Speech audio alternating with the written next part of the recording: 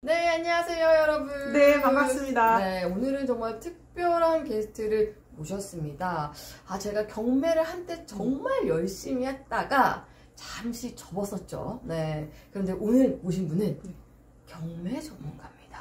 네, 반갑습니다. 저는 그 경매 전문 아카데미 행꿈사닷컴 부원장으로 경매 권리 분석을 6년 정도 강의를 했습니다. 근데 지금 사실 경매 암흑기라고 할 수 있는 시기에도 경매를 하셨잖아요. 네, 계속 했습니다. 네. 근데 그쪽에 강의를 하다 보니까 다른 거를 이렇게 볼 여력이 없었어요. 그리고 또 아파트만 보는 건 아니었고, 상가랑 이런 네, 것도 다른 것도 막 보고 그러느라고, 네. 사실 아파트 입찰 안 한 지는 좀 오래됐거든요. 네. 저는 스토리가 조금 궁금한데 처음에 전세금을 뺀 4천만 원으로 시작을 했는데 지금은 네. 이제 뭐 거의 몇백 배 수준으로 이제 자산이 늘어났다. 네, 불과 6년 만에. 네, 네. 그래서 그런 스토리를 우리 이제 구독자분들도 굉장히 궁금해할 것 같아요. 200만 원 월급 받던 네. 이제 학습지 교사를 하고 있었어요. 네네. 월요일 저녁이 되면은 이제 좀 가슴이 답답하고 잠이 안 왔었어요. 아, 그래서 이제 이렇게 좀 우울하게 좀 지내다가 네. 그 익숙한 것과의 결별이라는 책을 읽었는데 거기에 확실한 죽음인가 가능한 삶인가 내가 지금 타고 있는 이 배가 확실한 죽음을 가져다주는 배인데 이 뛰어내리는 게 두려워서 내가 이걸 계속 미루고 있구나 라는 생각을 가지고 뭔가를 다른 삶을 살아야겠다라고 마음을 먹었었어요. 갑자기 이 얘기 들으니까 그러면 경매 얘기하다가 갑자기 삶에 대해서 돌아보게 됐네요. 제가 그 뭔가를 하겠다고 했고 사실 실패를 많이 했습니다. 이것저것 스마트 스토어 같은 것도 그때 당시에 2014년 엄청 빨리 하셨네요. 맞아요. 그때 제가 했었으면은 사실은 지금 정도에는 자리를 잡았을 거라고 생각을 하는데 이게 직장을 다니면서 뭔가를 하는 게 그게 좀 쉽지가 않았고 그러면 다양한 도전을 하시다가 이제 경매로 만나면서 경매에 이제 빠져든 거네요. 맞아요. 공부도 좀 하고 그러니까 저는 부자가 되고 싶어서 한 게 아니라 가난하기가 싫어서 경매를 했습니다. 그러니까 두려웠어요.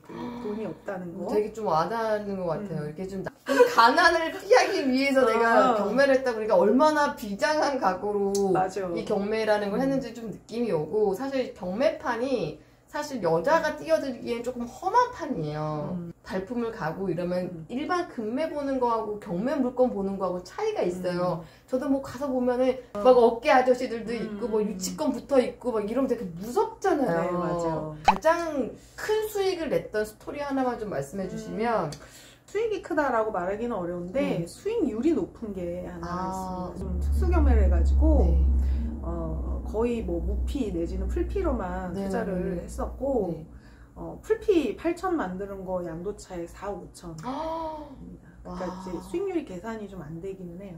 그러네요. 근데 어떻게 그 풀피를 만드셨어요? 풀피를 모르시는 분이 있을 수 있으니까 마피는 마이너스 프리미엄이고요. 풀피는 플러스 프리미엄이에요. 그러니까 내가 오히려 경매를 들어가서 우리는 경매 뭔가를 살 때 돈을 내야 된다고 생각하잖아요. 근데 풀피는 내가 그걸 함으로 인해서 오히려 내 돈을 버는 거예요. 그럼 이건 내가 투자금이 없기 때문에 지금 현재 말씀하시는 게 이게 수익률 계산이 안 된다고 얘기하는 거예요.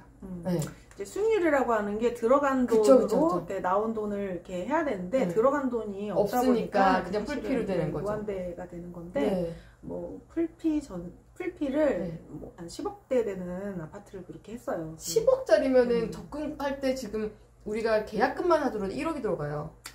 그게 이제 많이 떨어진 거를 좀 문제 있는 거를 대지권 미등기를 알아요.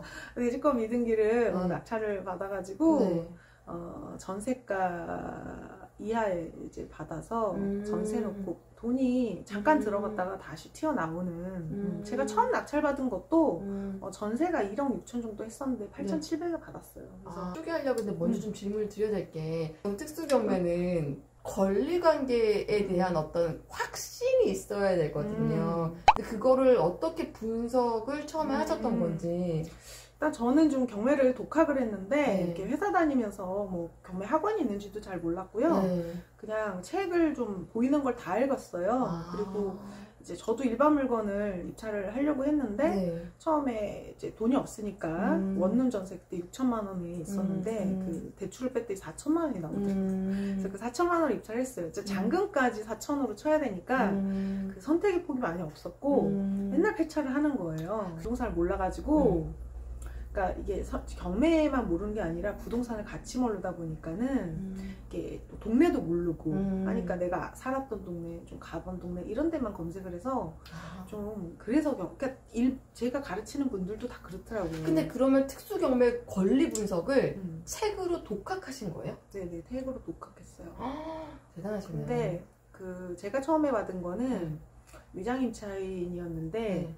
제가 그 좀 함정 같아요. 등기를 보면 스토리가 읽히는 거예요. 이거 진짜 대박 능력이에요. 아, 이 사람이, 그러니까 제가 받은 게 뭐 책엔 자세히는 안 썼어요.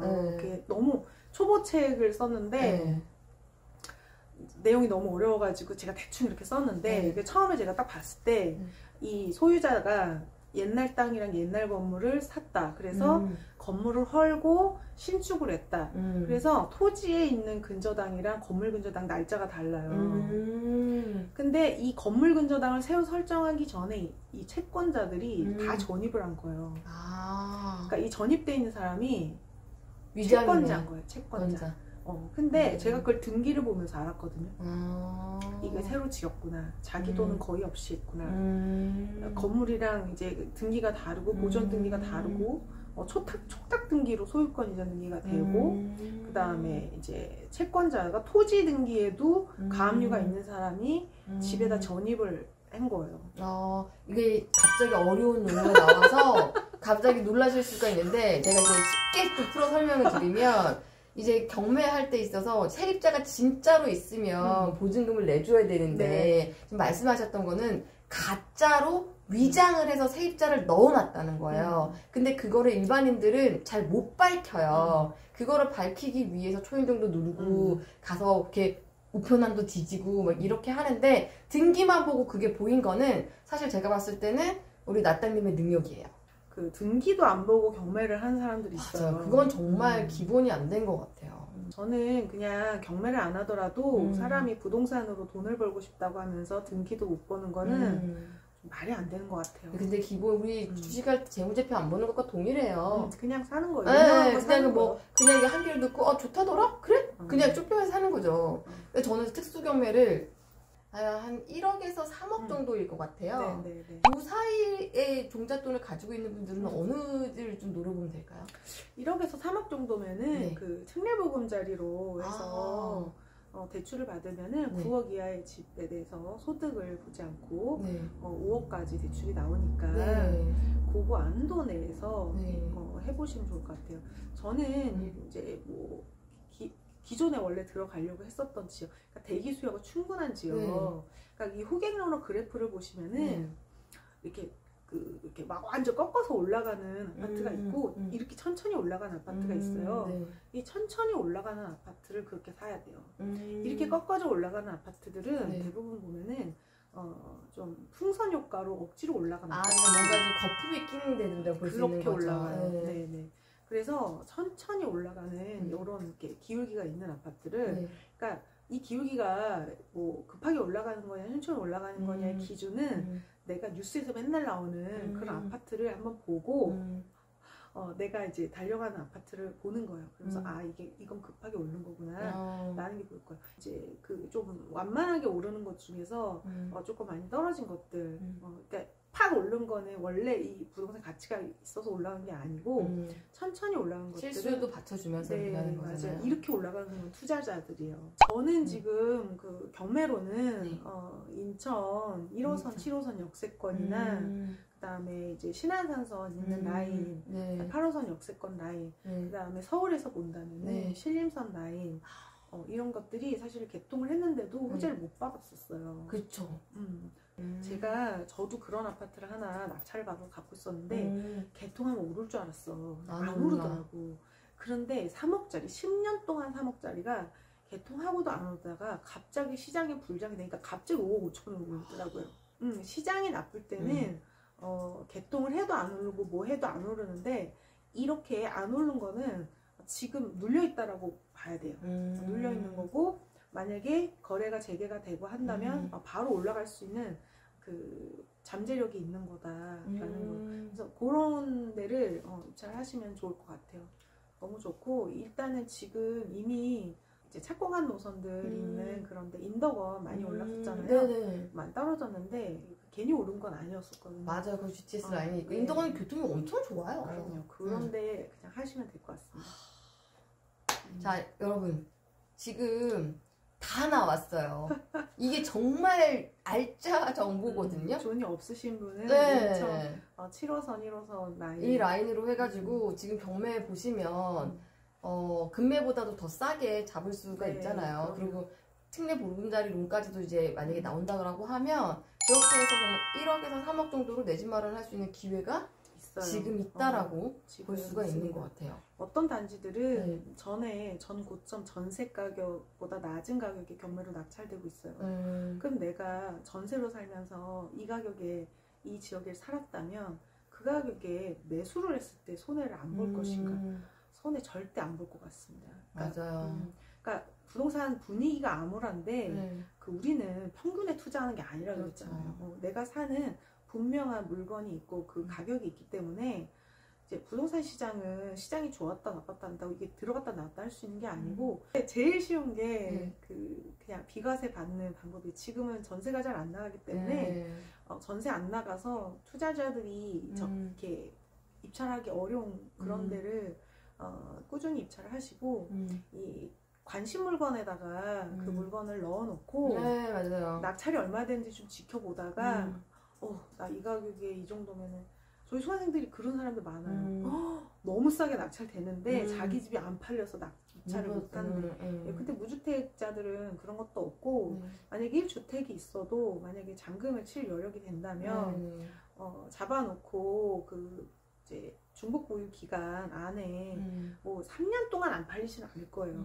그래서 그 안에 좀 매도를 이렇게 해서 넘어가는 것도 좋은 방법 같습니다. 나 경매 아무것도 몰라요.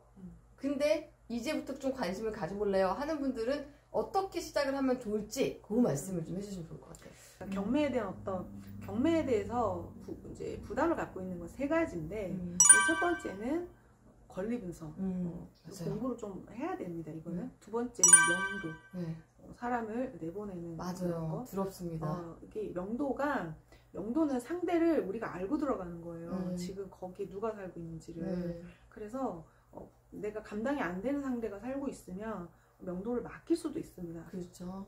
돈만 드리면 됩니다. 네, 돈을 안 드리려고 그러는 거예요. 돈 드리면 돼요. 세 번째는 경제적인 약자를 가지고 내가 이익을 취한다는 어떤 그게 약간 부정적인 이미지가 좀 있어요. 그게 이제 드라마 때문에 그런데 이거 꼭 망해서만 나오는 게 아니다라는 거. 지금 재산분할 때문에 다퉈서 나오는 것도 있고요. 임차인이 보증금을 받기 위해서 경매를 신청한 것도 있고 그래 어떤 프레임을 보고 하시지 않았으면 좋겠어요. 이 법원이 그럼 불이하냐 이거예요. 그렇죠. 약자를 괴롭히려고 하는 거냐. 팔아서 해결을 하는 게 좋다고 생각하니까 한 거고 이 법원을 믿으셔야 돼요. 우리가 공인중개사 믿고 거래를 하는데 법원이 아무래도 공인중개사만 못하겠습니까? 그렇죠. 이제 경매라는 건 법정에서 다 모든 게 이루어지니까. 그럼요. 그리고 이 법은 굉장히 상식적입니다.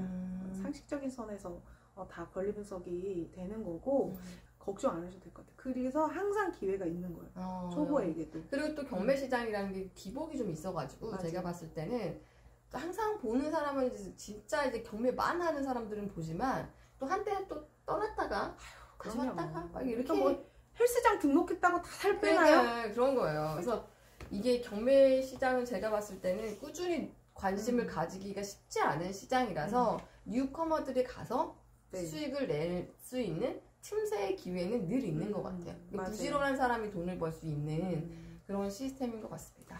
주식이나 코인하고는 다르게 경매 무섭다라고 하셨는데 저도 경매가 무섭거든요. 네네. 경매도 무섭고 가난한 것도 무서운 거예요. 둘 중에 뭐가 더 무섭냐고 했을 때 저는 가난이 더 무섭기 때문에 맞았네요. 선택을 할 수가 있었던 거예요. 근데 먹고 살만 하면은 경매가 더 무서운 거예요. 그래서 할 수가 있는 거예요. 그래야지 경매보다 다른 상황이 더 무서워야지 이걸 선택을 할 수가 있는 것 같아요. 오늘 진짜 마지막 말씀 중에 진짜 이게 찡한 게 가난이 무섭냐 경매가 무섭냐. 가난이 더 무서워야 경매라는 걸 할 수가 있다. 너무 많았습니다. 오늘 아따님 너무 좋은 말씀 많이 해주셨어요. 감사합니다. 여러분들이 구독, 좋아요 해주시고 많이 봐주시면 다음번에 아따님 또 한 번 초대하도록 할게요. 맞습니다. 네, 많이 봐주세요. 네.